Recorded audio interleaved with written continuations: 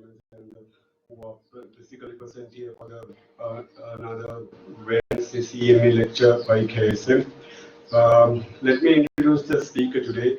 Actually, he needs no introduction. He's one of the consultant physicians in our hospital, National Hospital Kandy, for the last 2 years, I hope. And he graduated from Faculty of Medicine, Colombo, and trained in Australia, Franklin's Hospital, and he has further gained training in critical care in ICU management. Today he's going to talk to you about is fatal. We all know that is a fatal thing. We have lost quite a few patients, or in that a few patients at least years because of our decision making. So he's going to give us an insight about that. I warmly welcome you to the audience, please.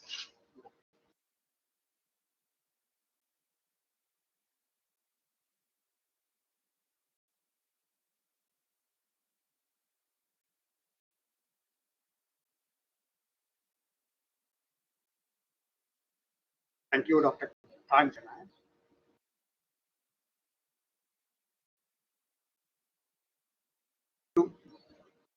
Is fatal.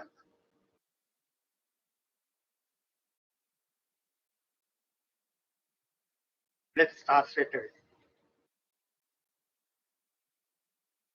A 90-year-old male with dementia is brought by his daughter to GP for a routine checkup.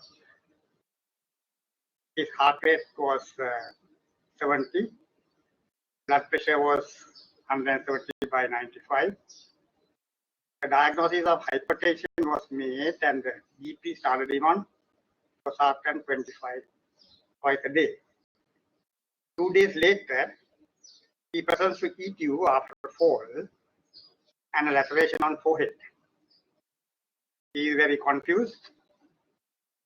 Heart rate 92 and blood pressure is 160 by 68 by 95. Blood pressure is 180 by 100.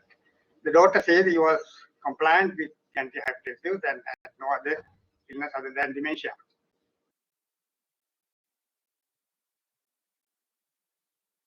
Is it appropriate to start antihypertensives to a blood pressure of 168/95 to a 90-year-old Sri Lankan? What caused the fall?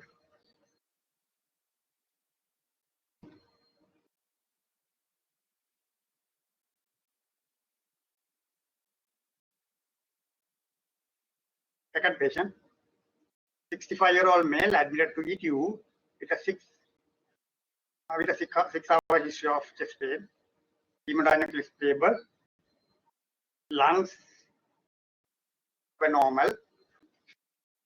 He had a past history of chronic kidney disease, was on home hemodialysis, last dialysis on the same day morning. They had an angiogram done, which showed triple vessel disease some time ago. Seen by the cardiology team in emergency and had little worry, but then sent to the medical ward. That's the ECG. You would notice some lateral ST sagging.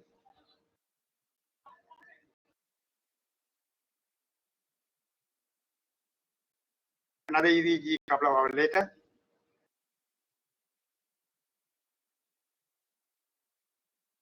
In medical ward at 4 a.m., the patient was sent around, say, 11, 12 o'clock. At 4 a.m., patient became very breathless, arrested, intubated, and commenced on ventilation. In ICU, he was dialyzed again. Several days elapsed. He remains unconscious despite omitting sedatives. Are you happy with the initial management?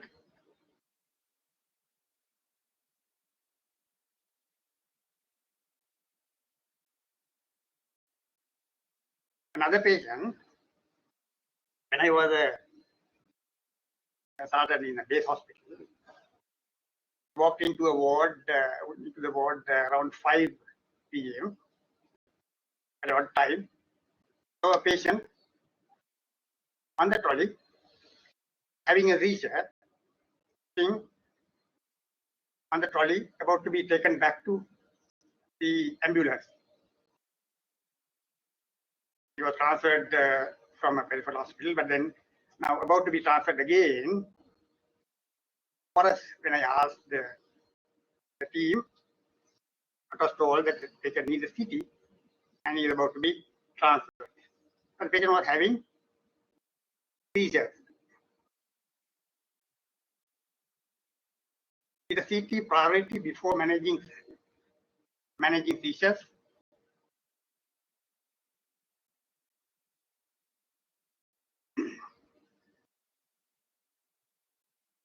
What patient? A 52-year-old female with a recently diagnosed diabetes was admitted with loose motions, nausea. She had been on metformin 2 tablets three times a day, given by GB. On admission, he was dehydrated, polyuric,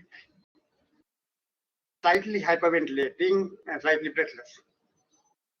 pH of, I can't remember what she was acidotic. Bicarb was 6, and there was a lactate of 21. I'm not trying to give a case history scenario for you to work it out, but obviously the patient was acidotic and hyperventilating, and decided, I informed the consultant, and then referred to the relevant field for obviously the patient needed dialysis. Are we happy that the patient was getting 2 tablets 3 times a day of metformin? If you look at the BNF,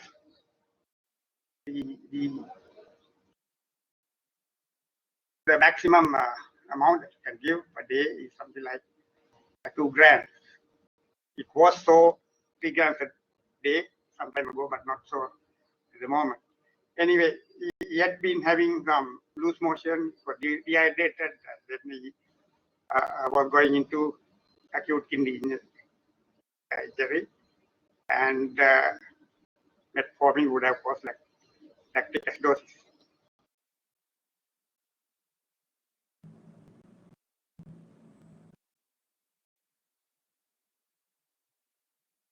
So refer to the relevant subspecialty. But patient was not that ill anyway. The junior made a decision to wait and see, and he might read dialysis. But in the morning, early morning hours, he happened to arrest the resuscitation failed. Were we not effective in communicating?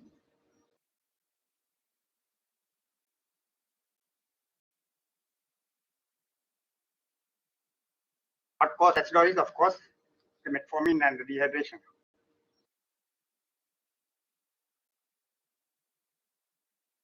Shouldn't we have dialyzed early?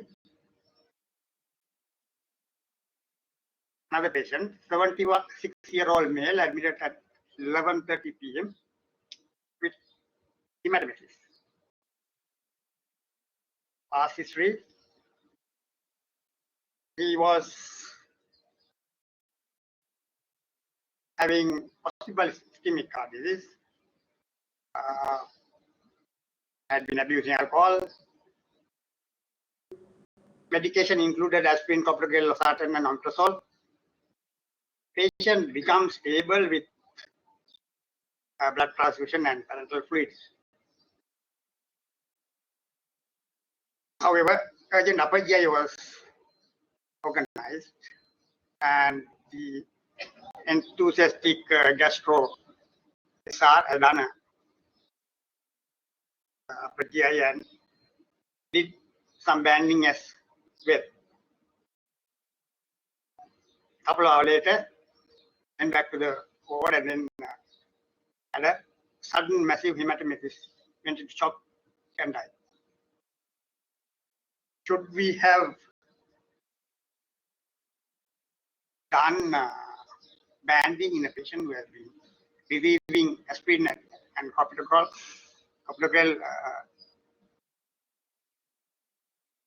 It's a therapeutic measure to do banding in a patient with varices, but was it the appropriate time? Another dramatic event: 43-year-old man in a hospital ward on 5th floor of a building deliberately jumps out of the service corridor in early morning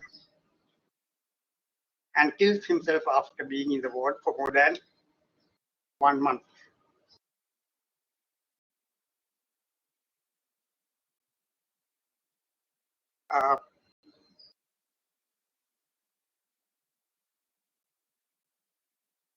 Not a simple issue.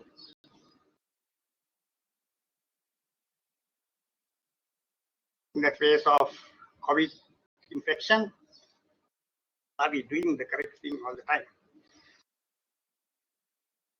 78-year-old male transferred from a local hospital due to confusion following a fall. He had been asymptomatic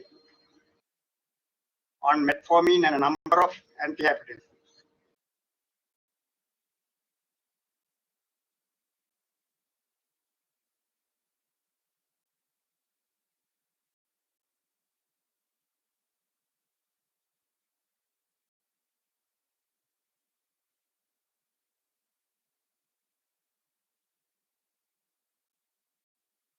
This is the medication chart.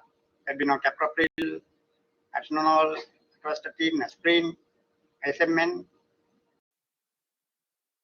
metformin, and some vitamins.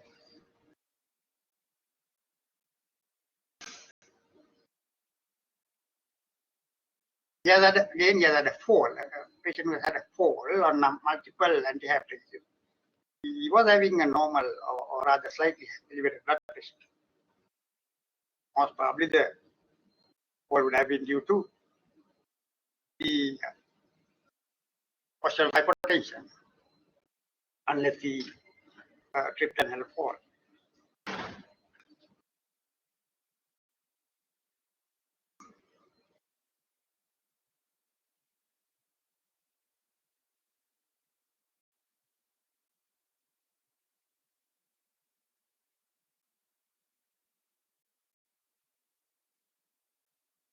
He has had a subdural and had to be evacuated. The subdural had to be evacuated.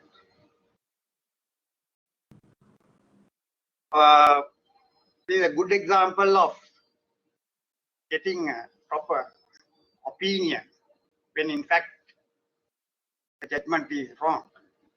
Now, one of the MOs referring this patient, asking the physician opinion, 79-year-old patient with a known issue of diabetes, hypertension, and was on aspirin, captopril, ethanol. He has had a fall and now being ventilated in our ICU following subdural evacuation. He had a left bundle blind block, right function normal. At the moment, he is on losartan 50 twice a day, prazosin 2 mg TDS, and amlodipine 10 mg BD. Ethanol withheld as the heart rate was low. The blood pressure is high, 152 by 66. Well, anyway, good that got opinion, not rather reducing the blood pressure further.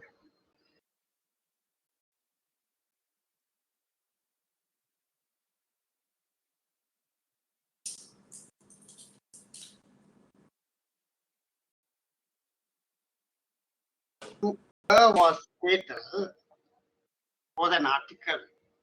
To her was fatal was an article written by Prof. Carlo Fonseca. Then Professor of Physiology at Colombo Medical School, later the head of Sri Lanka Medical Association, was published in 1996. He starts by saying, error-free patient care is the ideal standard, but in reality, unattainable. I am conscious of having made 5 fatal errors during the past 36 years. Let me quote one error. The third fatal error, he says, Mrs. H, a woman in her mid-30s, was the wife of a friend of mine. Her husband, a minor official in a state corporation, used to seek medical advice from me. One day, in the mid-1970s, he brought his wife to the physiology department in Colombo Medical School. To reach the department, you have to climb 2 flights of stairs, a total of 64 steps. Based on hundreds of casual observation, I had calculated that if a person could climb up to the department at a normal pace and not become breathless, there was nothing serious wrong with that person's heart, lungs, or blood. On the day Mrs. H walked in, complaining of becoming unduly breathless and on mild exertion, I asked her whether she felt breathless after climbing the 64 steps. When she said no, I didn't bother to examine her. I placed my fingers perfunctorily on her radial pulse and assured her that there could not be anything seriously wrong with her. I did not even bother to place my stethoscope on her heart. Had I done so, I believe that she would not have died 3 weeks later of pulmonary edema complicating mitral stenosis. What was my error in this case? It certainly wasn't ignorance. It wasn't that I didn't care enough. Husband continues to seek medical advice from me. He told me that he was sure that if I had seen his wife when she got her terminal attack of pulmonary edema, I would have saved her. Another one, just to quote, fourth medical error that he claims Asura was an intelligent boy of 16, president of the Science Society in his school, the only son of an old acquaintance. Ever since he had heard me lecture to his society on scientific firewalking, he had believed that I was the greatest philosopher of science in Sri Lanka. Poor lad. He had to pay with his life for that belief. He had been admitted to the neurosurgical unit at the teaching hospital for ligature of a berry aneurysm in his circle of Willis, but he had refused to give his consent for the operation unless he was advised to do so by me. I did so, using the tricks of demagoguery, not the canons of scientific rationality. At the end of my harangue on the marvels of modern science, he readily gave his, there is no other word for it, misinformed consent. 2 days later, he died of a surgical misadventure on the operating table. Well, so the errors can occur at different levels. I will try to concentrate on the errors at judgment level.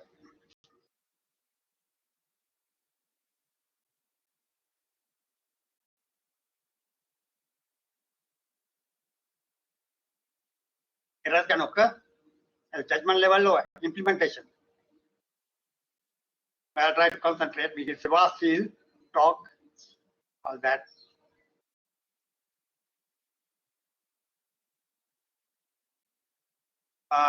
This is from slide series from NASA,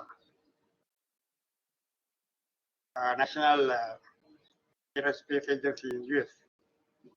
Now, we prefer to have order systems, but many things are complex. Very difficult to decide on one thing without having some impact on somewhere else. Yet we try to decompose the systems and try to have a solution somewhere. So my attempt to decompose this error-prone mechanism certainly will not be accurate enough, but I'll try to. Now, I mentioned that trying to give an insight as to the errors in judgment and decision-making process. The factors affecting judgment and decision-making are multiple, and if you divide them to internal factors and external. Internal factors be knowledge, training, beliefs, emotions. Whether you are sleepless, fatigue, the stress of various day-to-day activities, the physical illness, the personality, all these factors are considered internal factors. The external being various interruptions, the time pressure, the overload of work, team factors, patient factors, you name it. And these are standard. These things are there in any standard medical textbook. Another component is what's called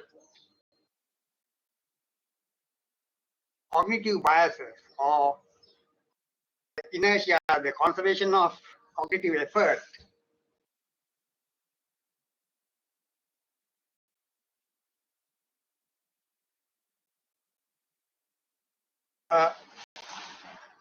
Nobel Prize winning Daniel Kahneman, he won the Nobel Prize for economics.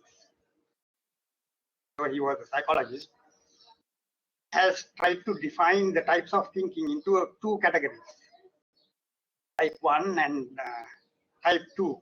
He himself says that it's not a correct way of defining, and it's there is no such a division, and I should not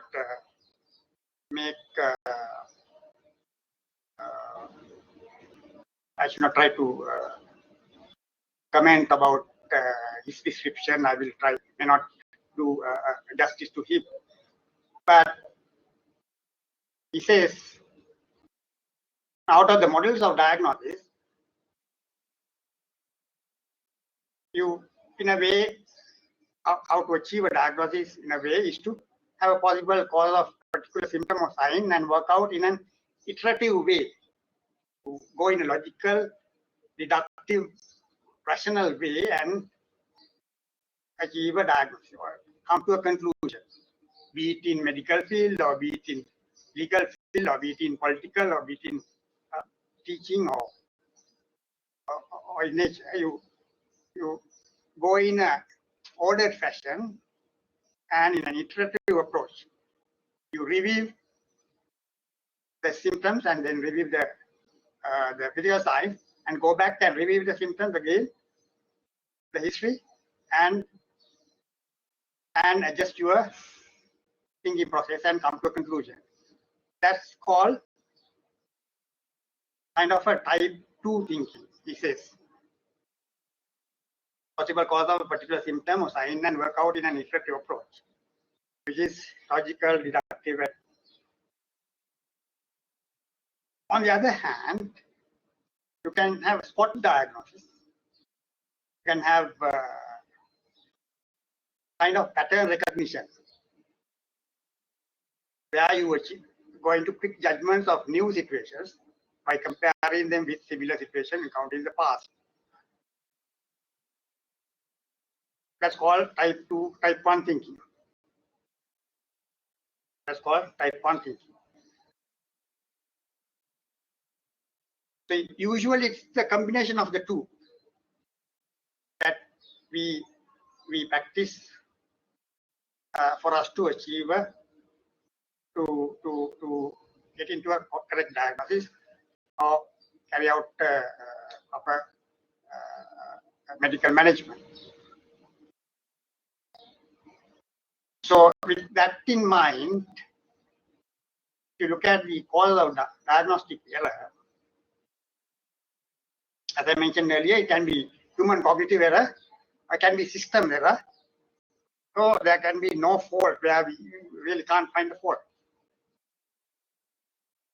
So system error, I'm not going to talk much about it.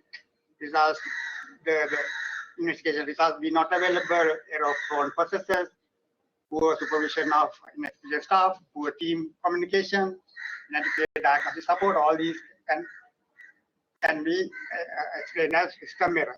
Let's concentrate on human cognitive factors.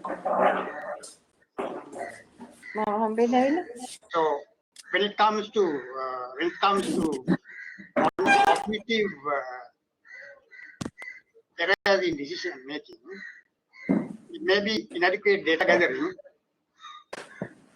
like what the patient who had the upper GI endoscopy done, and someone has failed to detect that the patient had been on aspirin and coppergate before going ahead with banding.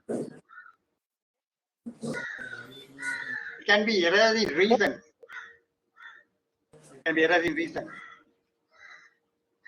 Or I'll come to the errors in reasoning.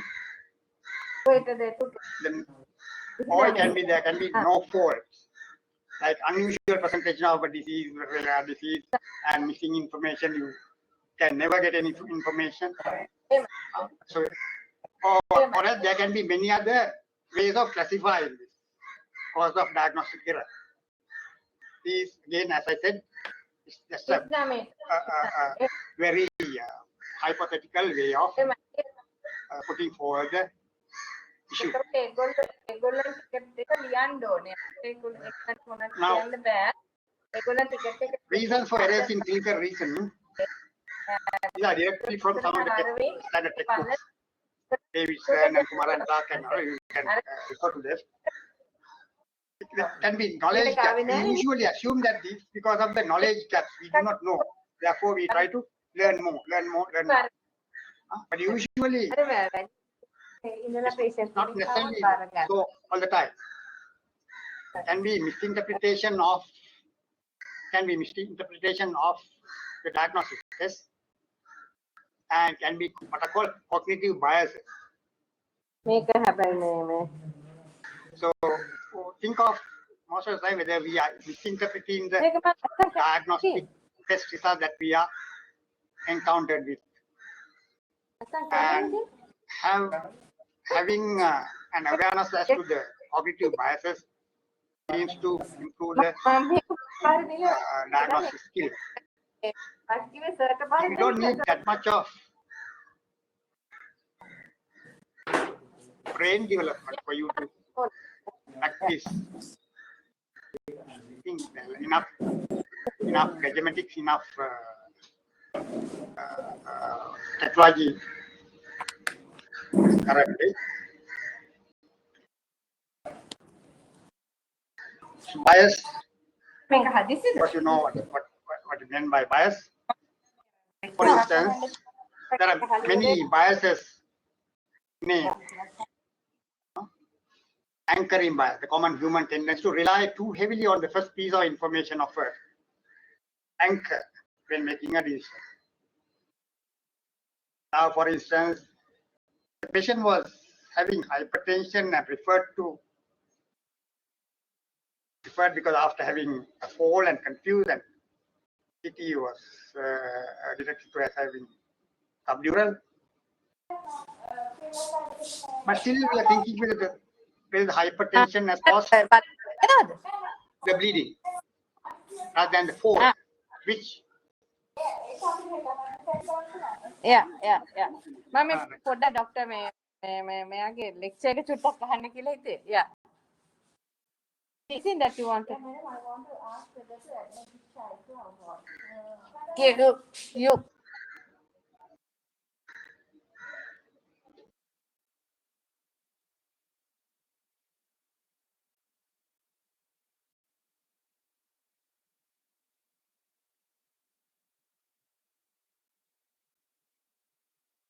so still after getting into the ward and having done CT and then having evacuated, while still in the ventilator, we are still thinking of hypertension as cause. Are we still not adequately controlling hypertension? Now, currently the hypertension is due to various things. The patient is being ventilated, is under stress, whether sedatives are adequate, many factors matter. But anchoring effect of hypertension, it often happens when a case is presented in a certain way. We tend to anchor into the first piece of information that's offered. The framing effect, making decision differently depending on whether a choice is presented in positive or negative ways. Making decision differently depending on how a case is presented. Be it in medical field or any other field, how it is presented affects. When a radiologist reports that a tumor or a mass lesion in abdomen is possibly not benign, possibly not malignant, we may not investigate. That opinion matters. If it is present in such a way that malignant possibilities cannot be excluded, then we may tend to investigate. This is directly an example from Davidson's clinical. So availability bias, things may be at the forefront of your mind because you have seen several cases recently. You have been studying that condition in particular. You have been studying some nephrotic syndrome. You tend to think that the edema is most probably nephrotic syndrome. Or maybe such gross as like a 55-year-old female with backache. When he goes to neurologist, he may think of a sciatica. If he goes to gynecologist, he may think of UV prolapse or fibroids. Going to rheumatologist, think of seronegative arthritis. Psychiatrist may think it as functional, and not to look down upon them. But then these are gross. Of course, they can't afford to miss such a thing. So all the time you don't need to come to a physician. But there are gross. There can be gross change in the track depending on which specialty you are, and other is overconfidence bias, tendency to believe we know more than we actually do, placing too much faith in opinion instead of gathered evidence. Need to gather evidence from the patient or the bystander or the family or nurses, the attendants, and their opinion needs to be given sufficient priority. The visceral bias, the influence of either positive or negative feelings towards patient, which can affect our decision making.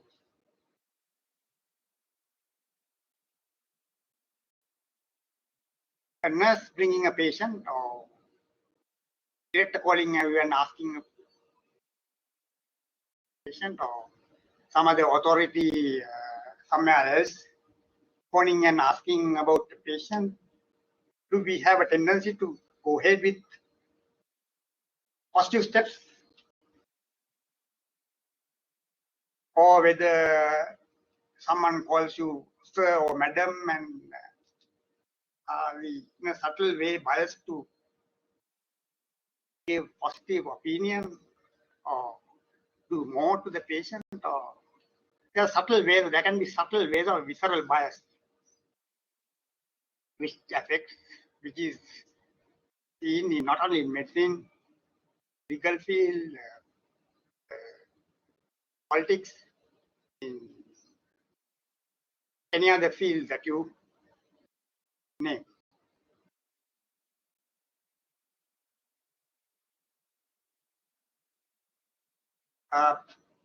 Base rate neglect. Let me from cognitive biases to deviate into a more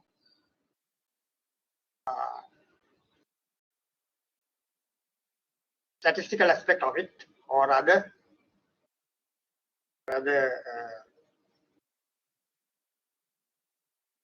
fundamental concepts in interpreting certain test results. What's called base rate neglect, the tendency to ignore the prevalence of a disease. Not necessarily an applicable rule in assessing the test or evaluating the test, but it's a base rate neglect is a concept in many other fields as well, in economics, in other in computer science, or this aerospace technology. The base rate neglect matters. You know this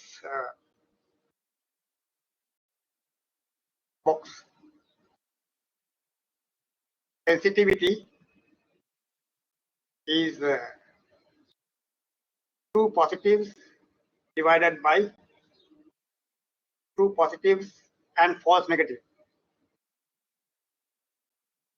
Specificity of a test is true negatives upon false positives plus true negatives.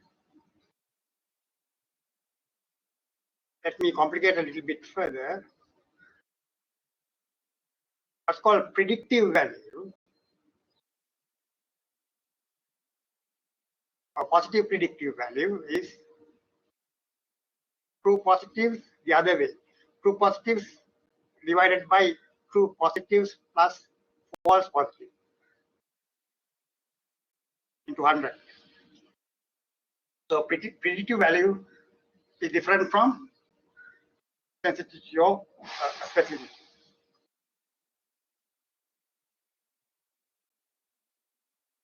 But that is to a given population. Predictive values are calculated for specific population. Not possible to transfer this value to a different population. You can have a rough idea, but not possible to transfer this value to a different population. Sensitivity or specificity regarding a particular test, we tend to superimpose or ascribe it to a different population and come to drastic conclusions.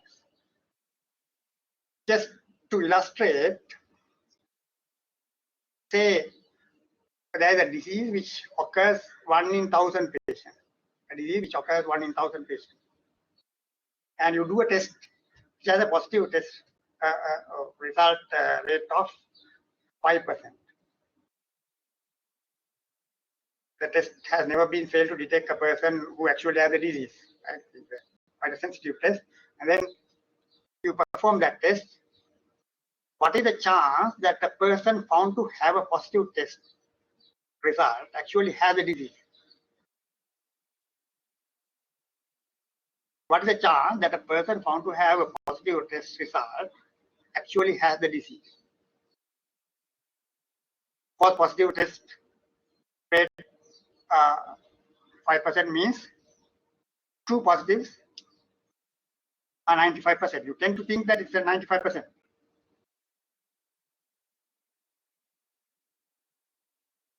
But actually, it's not 95%. Actually, it's about 2%. Let me calculate and show it. It's straight away from books. Every 1,000 tested, one has a disease. There is one has a disease. That true positive test result. So 999 remains who do not have the disease. So out of the 999, among them, there are 5% false positive results. 5% false positive results, which amounts to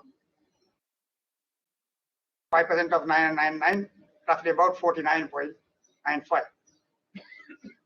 Now, with the true positive one, the positive number would be 50.95.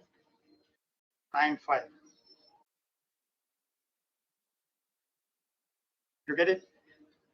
Now, 50 people can have a positive test, out of which only one is positive.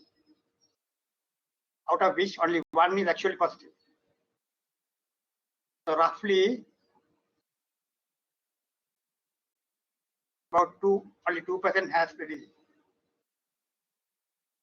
The probability is slightly less than 2% that an individual who tested positive actually has the disease when the test has a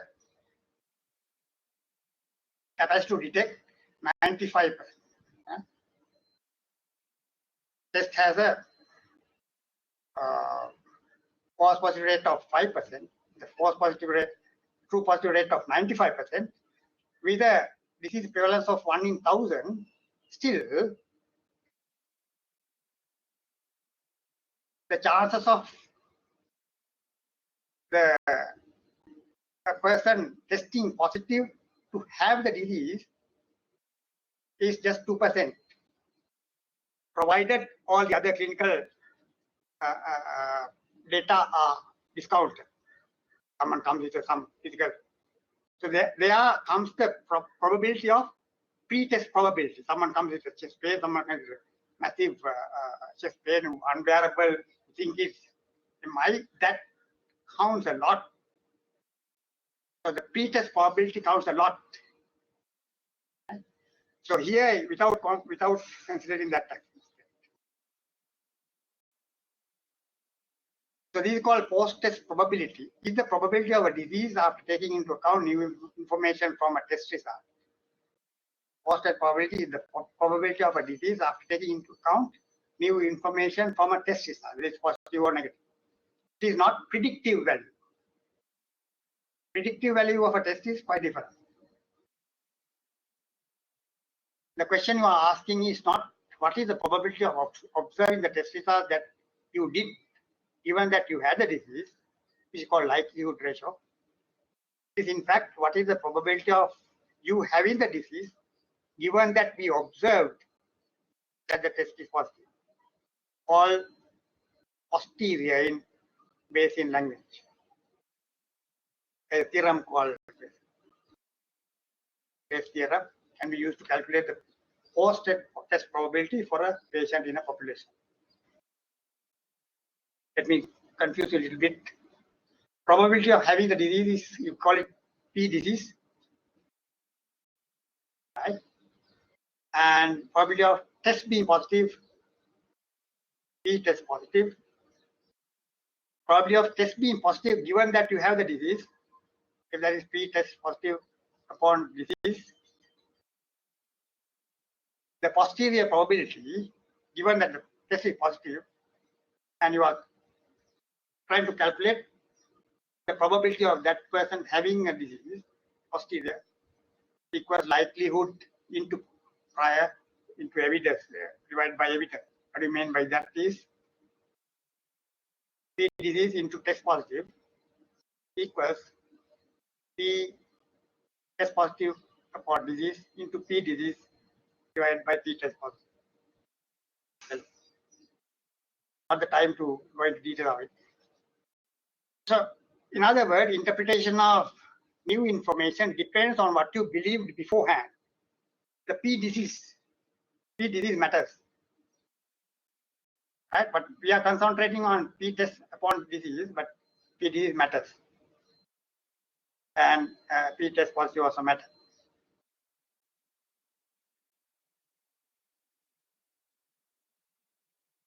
Not just the test positivity or not.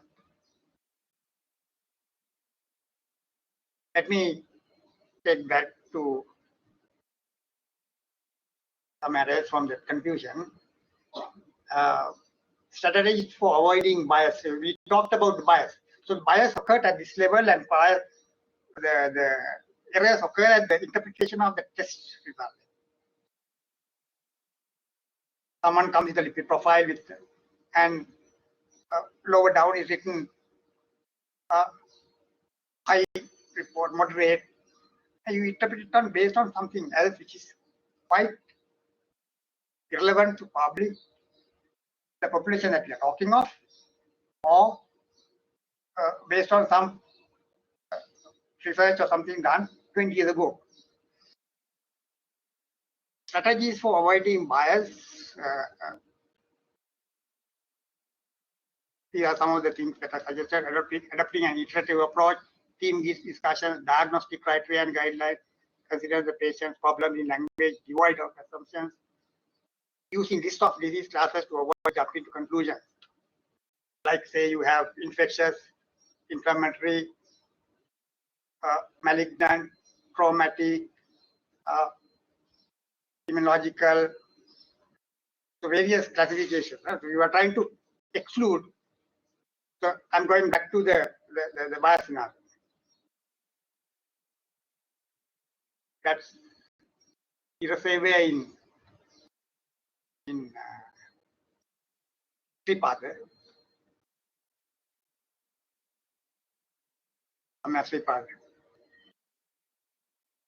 So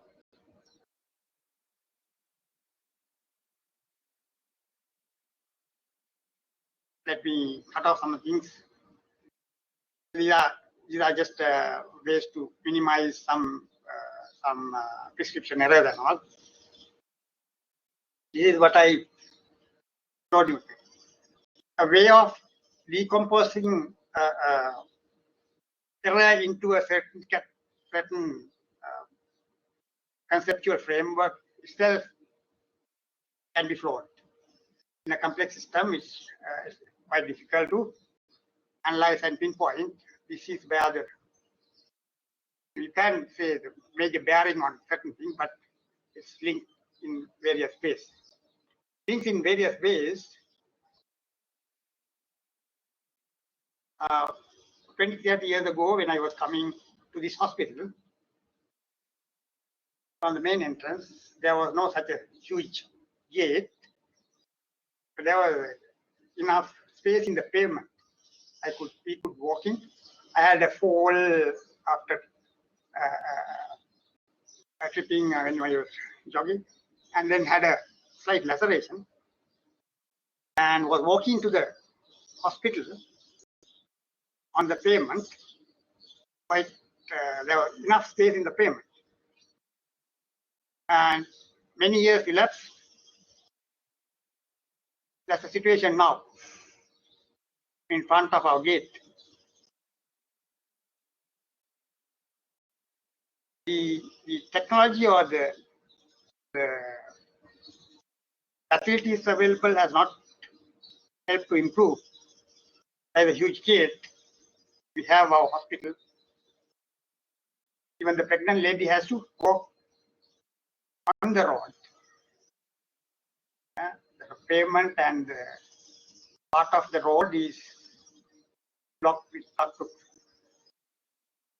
the director's involvement and others' involvement. There is some improvement inside the hospital, but this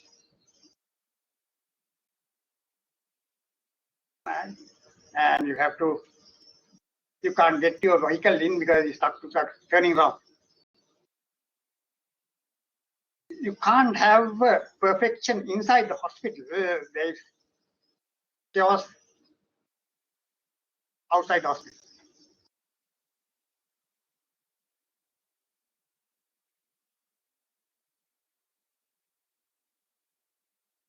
Say our president comes, we was doing a precise surgery in the maxillary region, and he's coming with a thought of how to work it out and everything in mind to do a precise work, and he has to pass all this havoc before he comes and concentrate on his work. So precision, whatever at level, affects depending on what you have. This is why I call it, everything is linked. You can't have a precision, you can't have diagnostic or therapeutic accuracy without background order. This is from just in front of Geneva railway station. In front of Geneva railway station. It's a very small space, like the space that you have in between cardiology unit and ENT clinic. Small space, not even that amount. And the taxis come in line to get a client, and there are bicycles for you to take, and the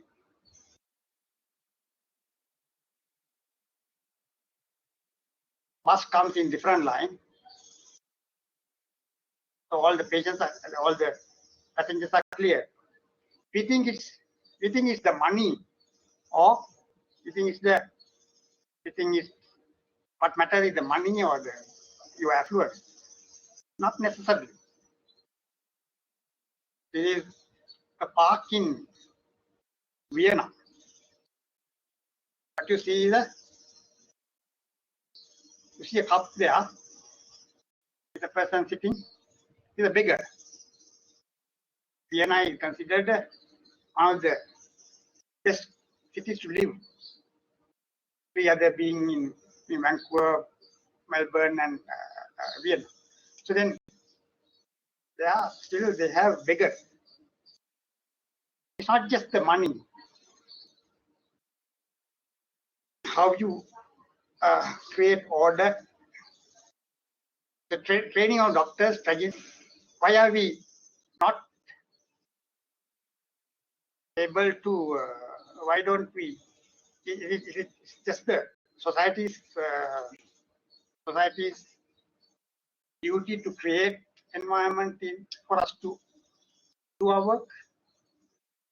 Training of doctors traditionally focus on how they as individuals should provide care to a patient. It does not provide the knowledge or skills for working in a system of care involving coordination with others and utilization of capabilities that others provide. The whole system is linked, and we are very uncomfortable in facing uncertainty, because the uncertainty we take certain decisions which are sometimes detrimental to ourselves and also to the patient. Due to the inability to deal with the anxiety of shifting from the certainty of a theoretical discussion. We may come to a theoretical discussion, say patient is having ischemic heart disease due to this and that. But his chest pain is quite different sometimes.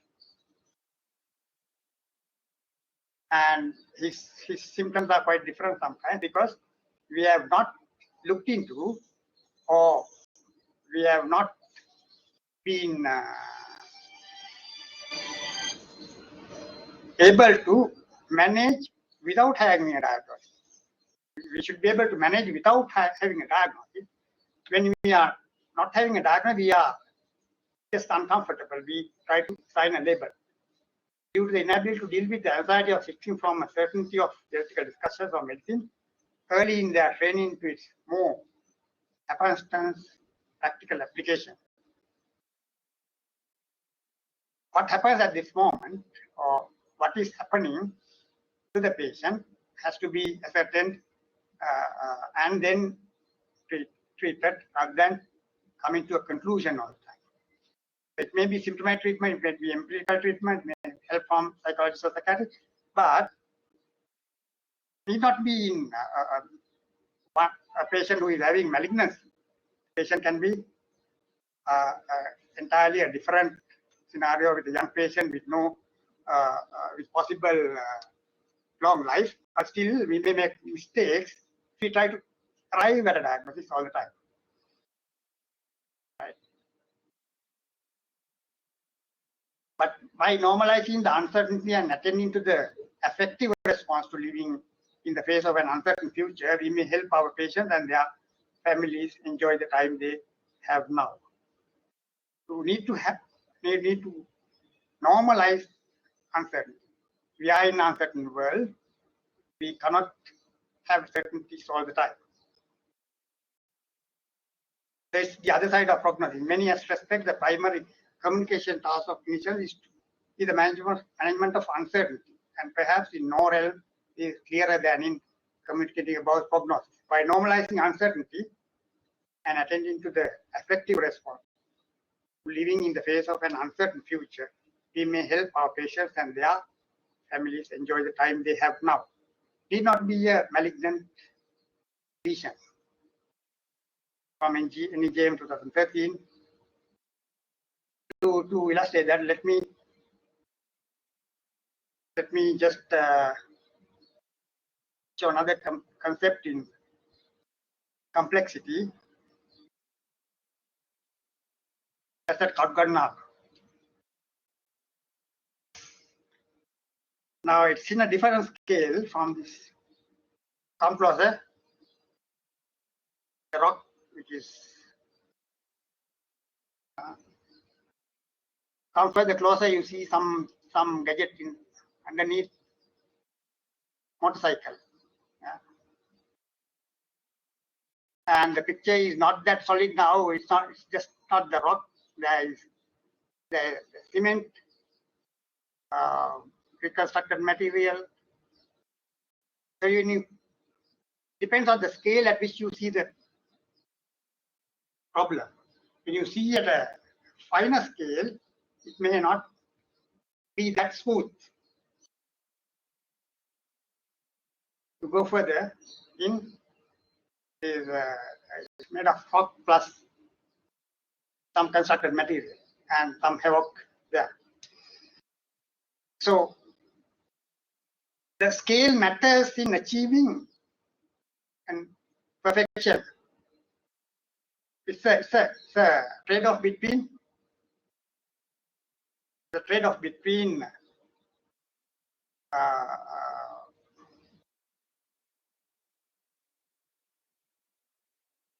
scale and complexity.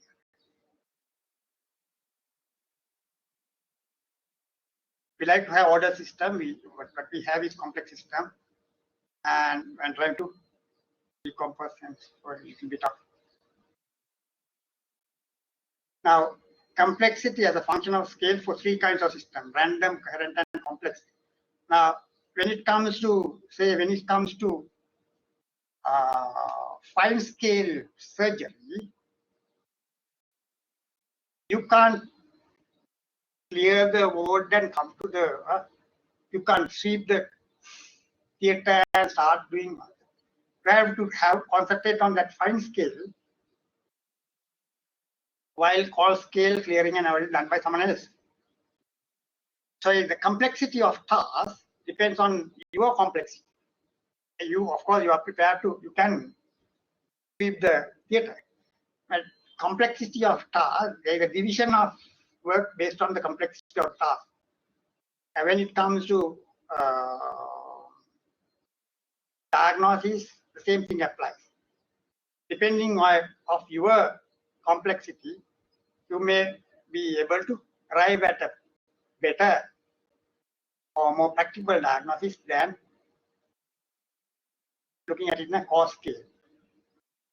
Saying that we had so many patients admitted this year with myocardial infarct, so much died, so many number of died. When it comes to one of your family members coming and suffering an insult, or whether you are worried whether that my family member has received the proper treatment, at a finer scale. At a finer scale. So these are not just my concepts. These are there in books. That's how people go to the moon or go to Mars, because they assess all these things very precisely and come to a conclusion when you devise a aerospace machine or aircraft. But we very rarely employ such concepts in medicine. Not that we do not employ, but we go through, we do a lot of mistakes because of just resorting to pattern recognition as we go by in our career. This is from Yaniv Yam, a book titled Making Things Work.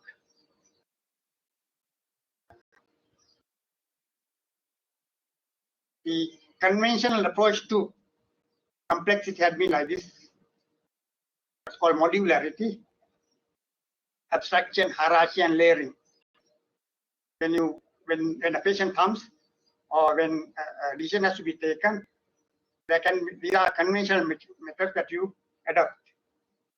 Modularity means extracting the properties of the system that are considered most relevant and ignoring the other details in order to simplify the description or specification of the system. Patient complains of chest pain, and we concentrate on chest pain. Or patient complains of apuya apahasu. So apuya apahasu may not be real chest pain. We ignore certain factors. We ignore the language aspect of it. We ignore certain aspects of it, and we come to a wrong conclusion. Because we abstract the relevant information that we are familiar with. The weakness of abstraction. Assume that will be provided to one part of the system. Module can be designed independently of details in other parts. Say someone coming with back pain and or chest pain, and how cardiologists interpret it is probably different from how psychiatrists would our physician would interpret it. But when you communicate with another specialty and hand over the patient, if you think otherwise, it's not belonging to your specialty. By abstracting, you may have cut down certain things. You may have cut down certain things, and the other person who is receiving also getting streamlined into a wrong track. So these are conventional ways of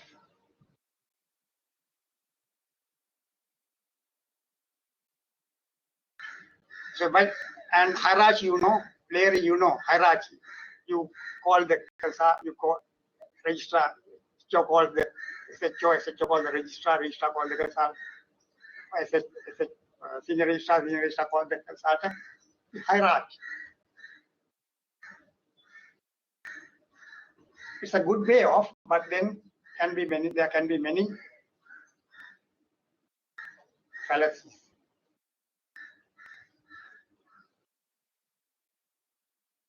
But the convention, the three types of control structure are this hierarchical structure.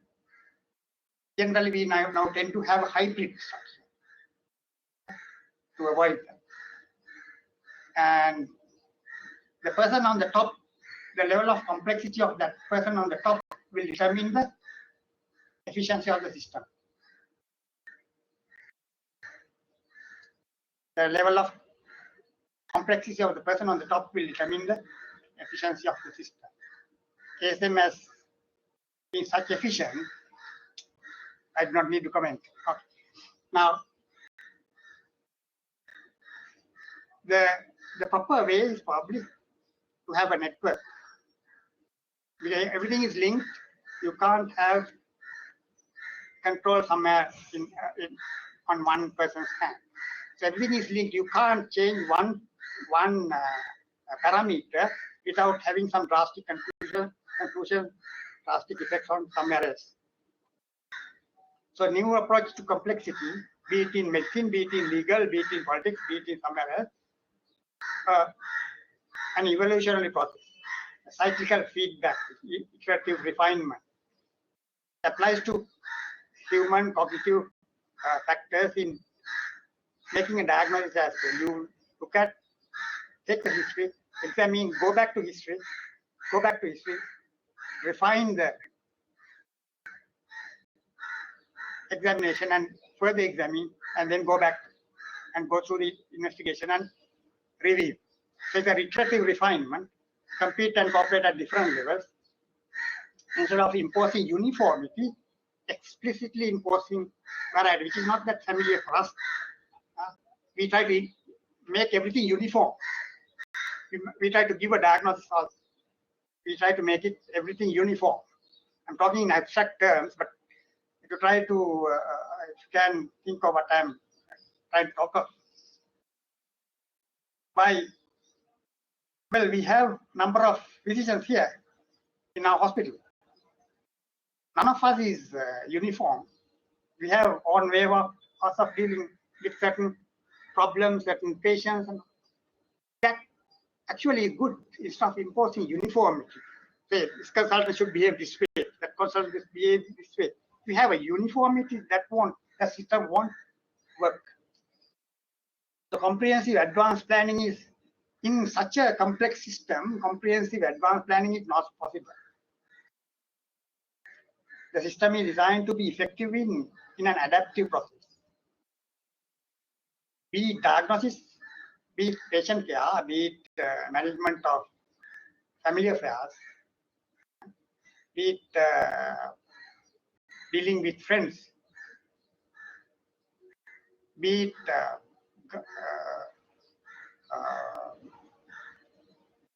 governance, or be it politics, wherever, comprehensive advanced planning is not possible.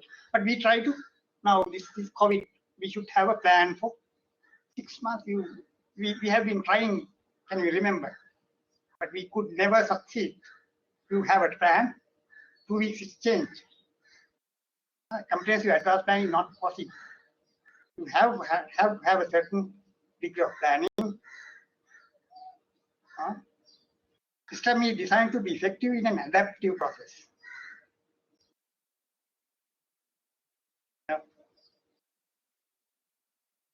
For it to be adaptive and for it to be effective, you can't have hierarchy and you can't have ego. Ego is a barrier to complex, advanced, effective methods of management. Be it diagnosis, be it implementation of your therapeutic procedure.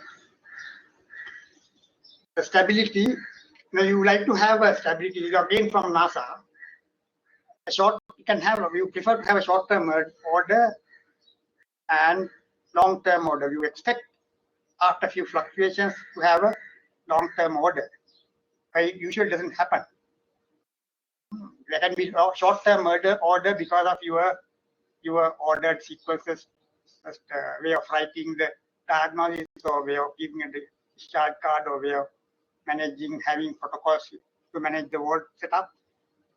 There may be a visible order, but it may turn out to be long-term disorder. Or if you are very chaotic, maybe short-term disorder and long-term to randomness. So Our expectation versus outcome differs depending on way you handle it. The key messages from Professor Carl Fonseca: all doctors are fallible. The natural reaction of doctors to errors is to hide them or to rationalize them away. It is unscientific and unethical to refuse to face our errors. There is no cathartic ritual in our profession to expiate the sense of guilt generated by our errors. This knowledge draws mainly by error recognition. Facing our errors squarely is a path to medical wisdom. So, in that sense, the lack of ego and compassion, good example being our professor, our president and public secretary, is what matters at the end in managing complex systems, be it diagnosis, be it treatment, or be it any other field in a complex society. Thank you.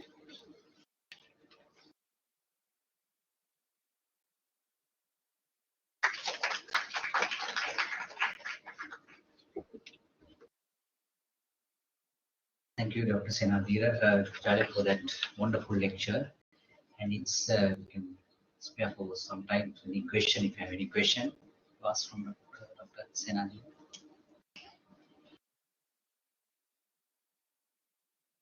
So, so thank you very much. So that's an eye opener for the anybody can make errors. The final sentence. So errors, if you acknowledge your errors, that's a wisdom. That's a path to wisdom medicine. So our system, we make errors, but we don't acknowledge it. We try to attribute to somebody else, or its system, or to our teachers, or to the other paramedics. But I think we need to acknowledge our errors. That's good for the medical student, registrars, even consultants. Thank you very much, Dr. Senadheera. And I cordially invite Dr. Kandy, consultant geosurgeon and president-elect of the KSM, to hand over certificate of appreciation to Dr. DrJaliya Senadheera.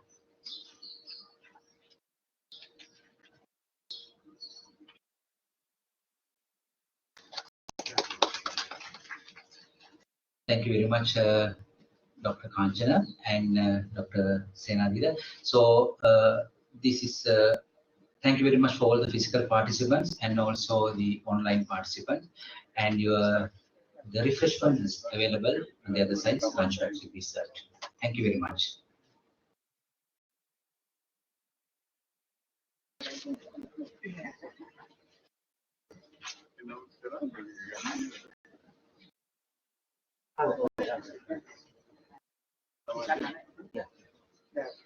So thank you very much for this wonderful lecture. Thanks, Kandy. Sorry to come and rescue you. Oh, man.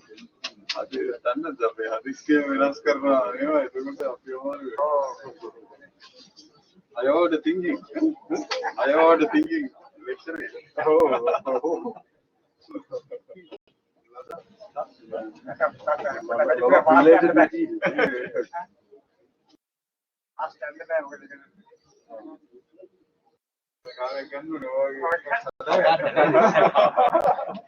Especially interested.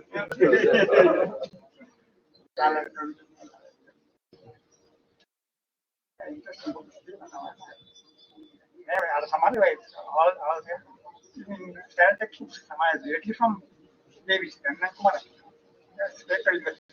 We don't read the first chapter. Most of them are there. Most of our 11 to 30. Yeah. But that complexity and theory are also from different. Yeah.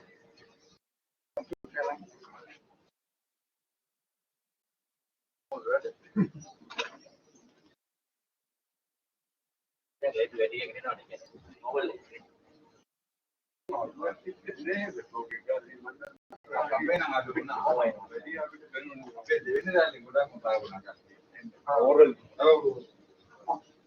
Directly involved in the